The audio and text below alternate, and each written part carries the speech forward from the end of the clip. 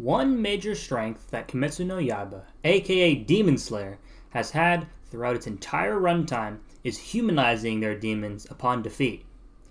Despite these demons being bloodthirsty killers, main hero Tanjiro still pities them and gives them his respects as they move on into the next life. One quote that has stuck with me ever since I heard it was in episode 20 of season 1, when Tanjiro says to Giyu, の無念を晴らすため、これ以上被害を出さないため、もちろん俺は容赦なく鬼の首に刃を振るいます。だけど鬼であることに苦しみ、自らの行いを悔いている者を踏みつけにはしない。 Every demon Tanjiro comes up against has this theme, whether it's the hand demon, mentioning how Tanjiro's eyes are so sincere, or how the drum demon thanks him for complimenting his blood demon art. However, no character better demonstrates this theme than what many would argue is the best antagonist of Season 1, Rui. Rui is the leader of a family of demons on Mount Nadagumo, where he obsessively tries to recreate a family bond since he believed his own family bond to be fake. He creates familial bonds based on fear and terror, which come in direct conflict with our main hero Tanjiro and his sister Nezuko. Before I go into the rest of the video, I just want to say that the entire video will spoil the events of Demon Slayer Season 1, so if you don't want to be spoiled now, then I suggest you click off. Being a member of the 12 Kazuki, more specifically Lower Moon 5, Rui has a large amount of Muzan's blood, making him far more powerful than normal demons. Another similarity Rui has with Muzan is that Rui's blood can physically alter demons that consume it, as seen with the younger sister Rui rescues, changing her to have a more spider-like appearance similar to himself. Rui's blood demon art allows him to produce razor-sharp threads from the tips of his fingers that he can use to cut a wide variety of shit. These threads can also be strengthened by infusing them with Rui's blood, turning them crimson red. Probably the most impressive thing about Rui is his body. Rui has far superior strength to any demon or human, which is demonstrated when Rui easily overpowers Tanjiro during their fight in episode 19. His durability is very high, as Rui states that his neck is far stronger than the threads that he can create. Just for reference, Tanjiro's sword breaks when he tries to cut one of Rui's threads.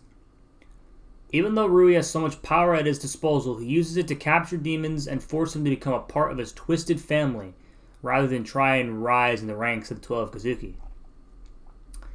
In the family, Rui is the ultimate voice of everything, and anyone who doesn't listen will be met with his extreme force.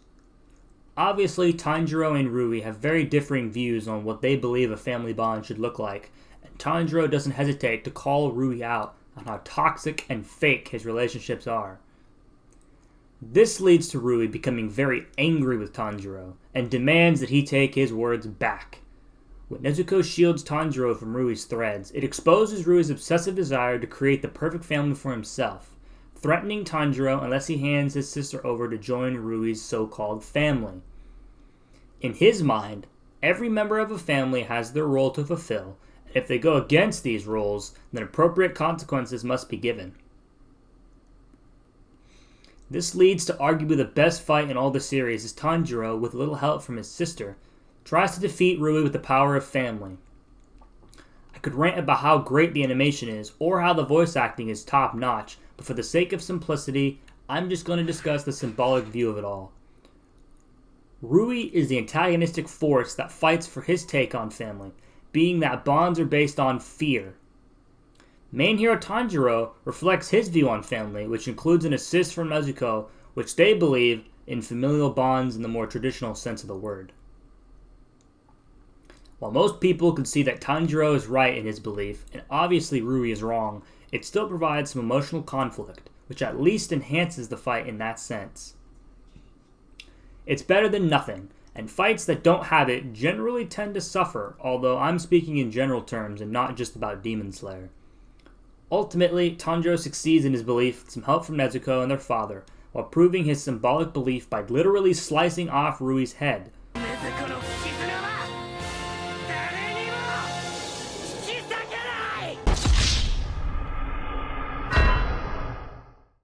Although he doesn't actually do this, let's just pretend that he does. It's this juxtaposition that really makes you wonder how Rui came to the spot that he is today.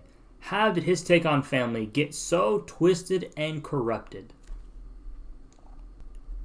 In order to understand Rui's twisted take on family, you have to understand Rui's backstory.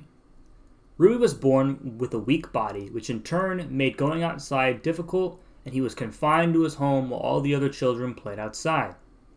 Despite this, Rui's parents loved him and cared for him, doing their best to make every day as comfortable as possible.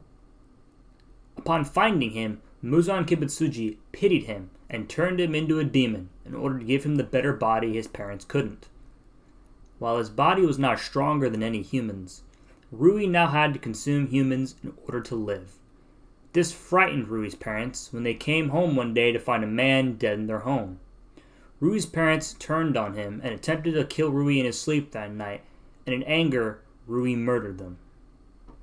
Muzan told Rui that no real family would attempt to kill him and that he needed to go search and find a new family, thus making Rui believe that his family bonds were fake and that he needed to make real ones himself.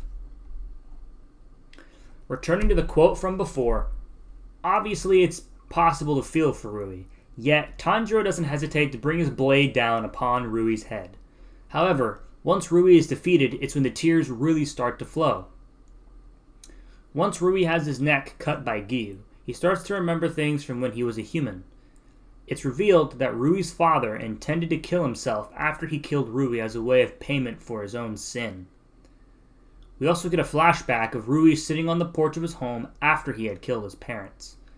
As she dies, Rui's mother apologizes to him for giving him such a weak body upon birth. Remembering those things makes Rui regretful of his actions. As he burns up in death, he walks over to Tanjiro and dies next to him as Tanjiro pats him on the back, Rui mentioning how warm his hands felt. The last we see of Rui is when he is between heaven and hell as he reunites with the spirits of his family. He realizes in sadness that he can't join them in heaven since he did such terrible things as a demon during his life. However, Rui's parents dismiss that and say that it doesn't matter where they go, they'll go there as a family and always be together.